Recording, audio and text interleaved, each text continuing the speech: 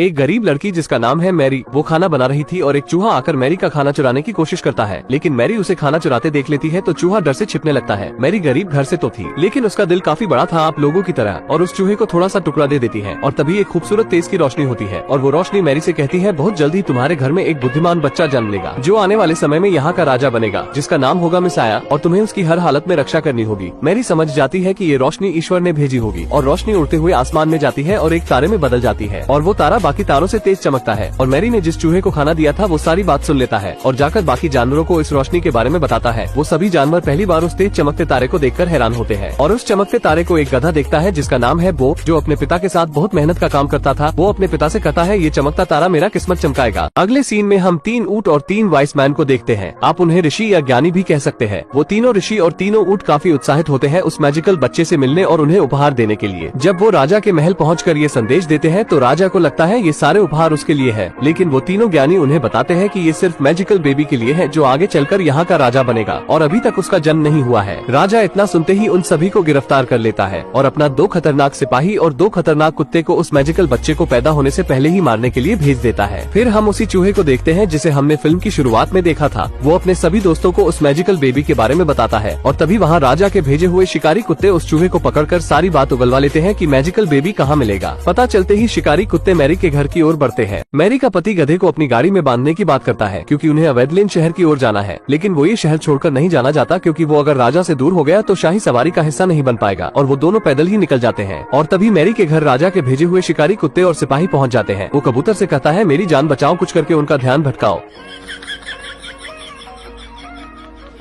वो बो से मैरी के बारे में पूछते हैं, लेकिन वो उन्हें कुछ नहीं बताता। फिर वो बो के पैर पर बंधे दुपट्टे को देखते हैं तो उसका सुगंध लेकर शहर की ओर बढ़ते हैं और वो ये सब देखकर घबरा जाता है और मैरी को बचाने के लिए निकल जाता है, लेकिन ये उन कुत्तों की चाल होती है और उस गधे का पीछा करते हैं मैरी तक पहुँचने के लिए कि देव बो को बताता है एक शॉर्टकट रास्ते के बारे में, लेकिन वो काफी खतरनाक रास्ता होता है। और वहीं पर बो को एक भेड़ मिलती है जिसका नाम है रूट। वो सारी कहानी रूट को बता देता है। रूट बो को बताती है कि वो भी आने वाले मैजिकल बेबी का बेसब्री से इंतजार कर रही है। ये गधा अपनी मालकिन मैरी को शिकारी कुत्तों के बारे में अपनी भाषा में बताकर चेतावनी देता है, लेकिन उन दोनों को गधे की भाषा समझ में नहीं आती। लेकिन जब गधा पीछे देखता है तो शाही शिकारी कुत्ते उन्हें ढूंढते हुए बाजार में पहुंच चुके हैं। तभी बो मैरी का सॉल पकड़कर उसे आगे ले जाता है ताकि उसे इन शिकारी कुत्तों से छुपा सके, लेकिन वो शिकारी कुत्ते और शिकारी मैरी को देख लेते हैं। पर वो शिकारी अपने दोनों कुत्तों को एक जगह बांध देता है और मैरी को मारने के लिए आगे बढ़ता है। गधा और उसके सभी साथी देखते हैं कि ये खतरनाक शिकारी मैरी पर हमला करने आ रहा है तो देव उसे रोकने के लिए पूरे जोश में जाता है, लेकिन देव आकर भेड़ से कहता है कि तुम जाकर उसे रोको। जब भेड़ उसे रोकने आती है तो शिकारी कहता है। गधा देखता है कि राजा का सिपाही हथियार लेकर मैरी की तरफ बढ़ रहा है। वो जल्दी से जोसेफ के गाड़ी के नीचे लगाए गए पत्थर को हटा देता है, जिससे उसकी गाड़ी तेजी से ढलान की ओर जाकर दूसरी गाड़ी से टकराती है और बहुत हंगामा होता है जिससे बाजार तहस नहस हो जाता है। सिपाही जैसे ही मैरी को मारने के लिए जाता है तभी एक दुकान उसके ऊपर गिरती है और वो कुएं में जा गिरता है। वो ये देखकर बहुत खुश होता है कि मुसीबत टल गई, लेकिन उन्हें बाजार से निकाल दिया जाता है। ये औरत एक दिव्य बच्चे को जन्म देने वाली है और तभी इसके पेट में दर्द होने लगता है, पर ये शिकारी उस बच्चे को मारना चाहता है, इसीलिए ये गधा मैरी को लेकर भागने लगता है। ये देखकर शिकारी उनका पीछा करता है, पर गधा इन्हें एक फार्म में ले जाता है जहाँ जानवरों ने बच्चे के लिए पूरा इंतजाम कर रखा था। मैरी वहाँ बैठ जाती है और गधा बाहर पहरा देने लगता है, लेकिन तभी शिकारी भी वहाँ आ जाता है और उसके कुत्ते गधे को पकड़ लेते हैं। फिर शिकारी अंदर जाने ही वाला था, इतने में वहाँ बहुत सारी भेड़ आ जाती है जिससे इनका ध्यान भटक जाता है और ऊंट शिकारी को घसीट कर खाई में फेंक देते हैं, पर गधा उन कुत्तों की जान बचा लेता है। जिसके बाद ये देखते हैं दिव्य बच्चे का जन्म हो चुका है जो कि बहुत ही खूबसूरत है। ये सुनकर सभी जानवर उस बच्चे को देखने आते हैं। तभी शिकारी कुत्ते भी वहाँ आ जाते हैं जो कि अब सुधर चुके थे। वो बच्चे को देखते हैं कि इतने में वहाँ 3 विद्वान आदमी भी आते हैं जो बच्चे के लिए तोहफा लेकर आए थे और तभी बच्चे का नामकरण भी होता है जो कि है जीसस। फिर सभी बच्चे के लिए प्रार्थना करते हैं और मैरी गधे को फिर से अपना लेती है। जाते जाते आपको बच्चे कैसे लगते हैं कमेंट में जरूर बताना।